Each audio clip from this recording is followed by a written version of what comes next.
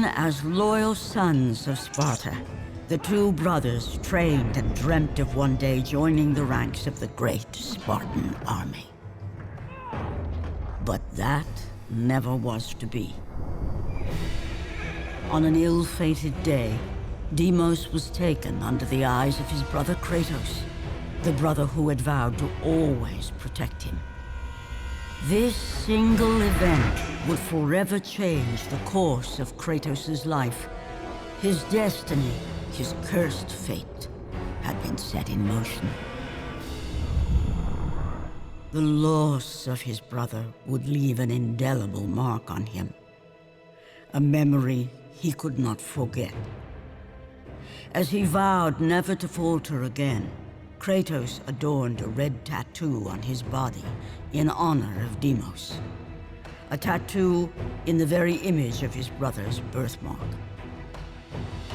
This tattoo would become a somber reminder for the man who would become a god.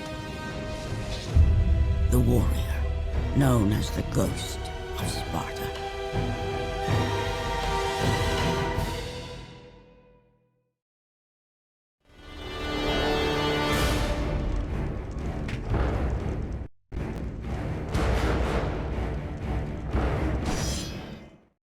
They came to retrieve the marked warrior. A mark they saw on the body of Deimos. As he was taken away in front of his brother's eyes, little did he know of the fate that awaited him. Ares would bring him to the domain of death, realm of Thanatos, a place no mortal had ever dared set foot. There he would remain imprisoned with no hope of escape. He would suffer years of punishment and torment at the hands of the god of death. At first, the belief that his brother Kratos would come to save him kept him alive. But as the years lapsed, Deimos lost all semblance of hope, and with it any thread of humanity left in him. The anger, the vengeance seethed within him and lay dormant for decades.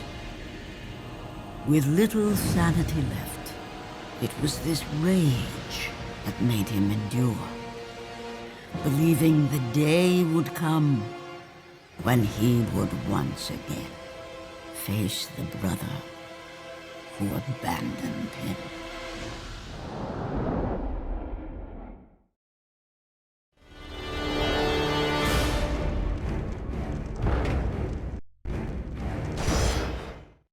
For ages, the statue of Ares, son of Zeus, stood guard on the highest plateau above the great city of Sparta, keeping a watchful eye on the lands of Laconia.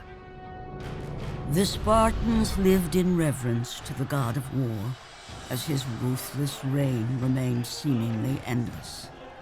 But the day would come when his rule would be challenged.